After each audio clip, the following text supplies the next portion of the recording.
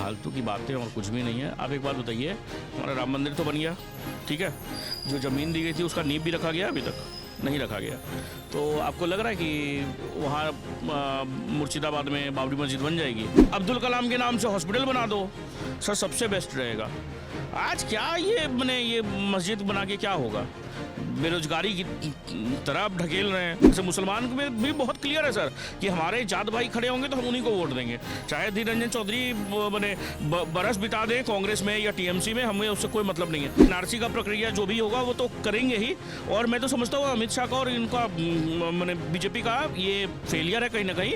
अभी तक तो सर हो जाना चाहिए था ये सारा चीज़।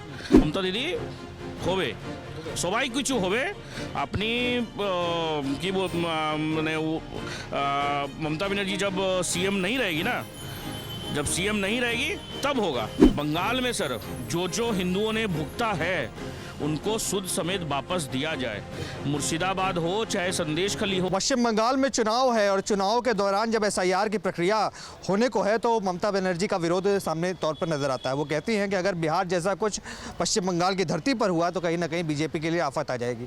उसी बंगाल में मुर्शिदाबाद के अंदर बाबरी मस्जिद की नींव रखी जाती है, चंदा जमा किया जाता है। तो ये प्रश्न उठता है कि क्या ये बांग्लादेशी रोहिंग्या के अंदर जो बाबर औरंगजेब के लिए प्यार है वो जगता जा रहा है और ममता बनर्जी का कहीं ना कहीं इनडायरेक्टली समर्थन देखने को मिल रहा है। चुनाव के पहले इस तरीके की चीज़ें करना, बाबर की मस्जिद बनाना, जब अयोध्या में ज़मीन आवंटित की गई थी उसको छोड़ करके पश्चिम बंगाल में मुर्शिदाबाद के अंदर अगर इस तरीके का काम हो रहा है तो क्या ये राजनीतिक स्टंट देखते हैं या किस तरीके से देखते हैं? सर फालतू की बातें और कुछ भी नहीं है। आप एक बात बताइए, हमारा राम मंदिर तो बन गया, ठीक है, जो ज़मीन दी गई थी उसका नींव भी रखा गया, अभी तक नहीं रखा गया। तो आपको लग रहा है कि वहाँ मुर्शिदाबाद में बाबरी मस्जिद बन जाएगी? पैसा कहाँ से आएगा? ये लोग चंदा जमा कर रहे हैं, देखने को मिल रहा है कि 5-5, 10-10 रुपये का चंदा हर घर से आ रहा है। हाँ, वो बन जाएगा। उस बनने में कम से कम मेरे को लगता है कि बाबर इस देश में फिर से आ जाएगा और फिर से वो क्या बोलते हैं छत्रपति शिवाजी वो तेल वाला सरिया रखे ही हैं फिर से। खैर छोड़िए, बात क्या होता है ना सर कि ना वहाँ बना है ना बंगाल में बनेगा, और अगर बनेगा तो 6 दिसंबर दोबारा आएगा।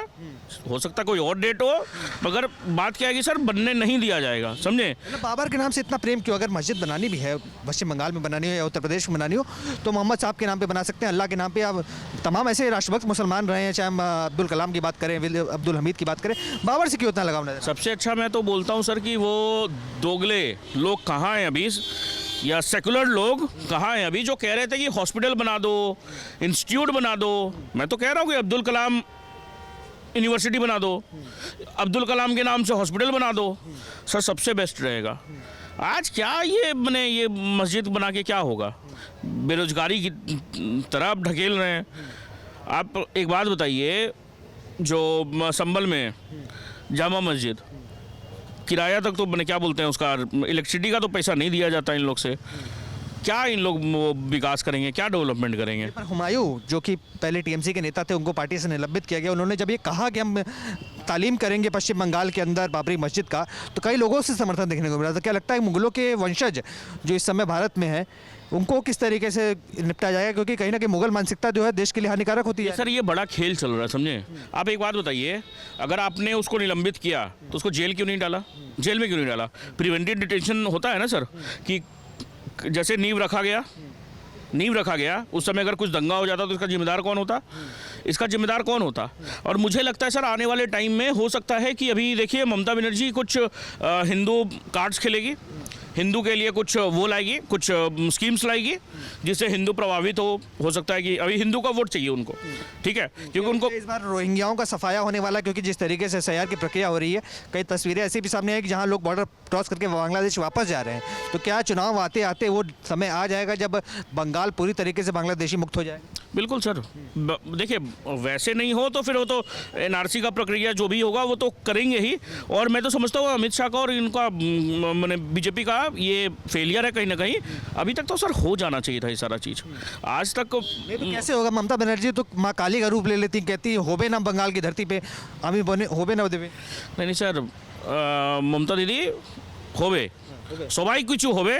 আপনি কি মানে ममता बनर्जी जब सीएम नहीं रहेगी ना, जब सीएम नहीं रहेगी तब होगा।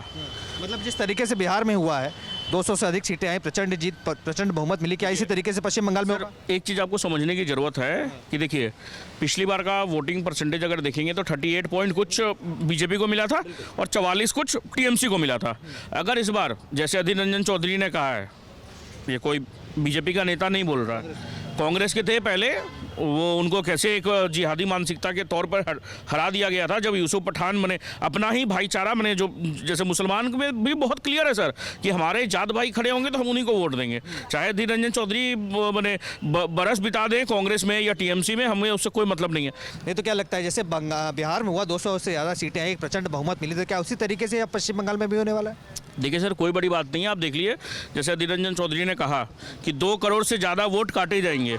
अब जैसे सर ये जगह अगर आप इसे चिन्हित हैं तो आपको मैं बोलूँगा, अगर पूछूंगा मेट्रो का गेट कहाँ है तो आप बोल देंगे इधर से जाइए, आगे जाके टर्न हो जाइए, जैसे भी है, ठीक है। अगर आप यहाँ के नहीं होंगे तो आप बोलेंगे कि मुझे नहीं पता है। वैसे ही अधीर रंजन चौधरी वहाँ के हैं, उनको पता है कि 2 करोड़ से ज़्यादा रोहिंग्या घुसपैठिए हैं, बांग्लादेशी इमिग्रेंट्स मुसलमान जो हैं इस देश में हैं, माने बंगाल में है, इस देश में नहीं बंगाल में है सिर्फ। तो सर ये सारी चीज़ें कटेंगी और मुझे लगता है कि वो जो 5-6% का जो गैप है वो फिल हो जाएगा और बंगाल, जैसे मोदी जी ने कहा था कि जो नदी जाती है बंगाल की तरफ, मुझे लगता है भगवा में बंगाल हो जाएगा। और सर देखिए, होने के बाद मैं तो बिहार में भी बोल रहा हूँ कि सिर्फ बिहार के वोटर्स को बस एज एन मैंने वोटर न देखा जाए, उनके लिए काम किया जाए। वैसे ही बंगाल में सर जो हिंदुओं ने भुगता है उनको सुद समेत वापस दिया जाए। मुर्शिदाबाद हो, चाहे संदेश खली हो, चाहे ममता बनर्जी के सामने कोई जय श्री राम का नारा लगाता हो। आपने देखा होगा सर, ये क्या बोलते हैं एक पंडाल में, जो आपको तो पता है कि सर कह देते हैं गुंडा है। सर देखिए वो उनको बोलने दीजिए सर, क्या है कि गुंडागर्दी है। अब आप बोलिए कि जय श्री राम अगर आप बोल देंगे तो मारने उठ जाती है। एक पंडाल में आपको ही पता है कि सर वहाँ का दुर्गा पूजा विश्व विख्यात है। एक दुर्गा पूजा का पंडाल में वो गाना गवा रही है टीएमसी के माने वो एमएलए से ये क्या बोलते काबा के लिए, काबा का माने वो जो गाना गा रहे हैं दुर्गा पूजा के पंडाल में। तो ऐसा कुछ आप ईद हो या कुछ हो वहाँ पर जाकर के क्यों नहीं माने हिंदू धर्म का कोई गाना गाते हैं, कोई एक श्लोक ही सुना दीजिए। ऐसा भाईचारा आपको देखने को कभी मिला? बस इन लोग मुस्लिम अपीजमेंट है और कुछ भी नहीं सर। हिंदुओं को कैसे तरपाना है, कैसे ये करना है, मैं समझता हूँ कि सर अगर इस बार बंगाल के हिंदू अगर एक नहीं होते तो मुझे लगता है फिर बहुत देर हो जाएगी। आप देख रहे हैं सौगंध टीवी, सौगंध वतन की।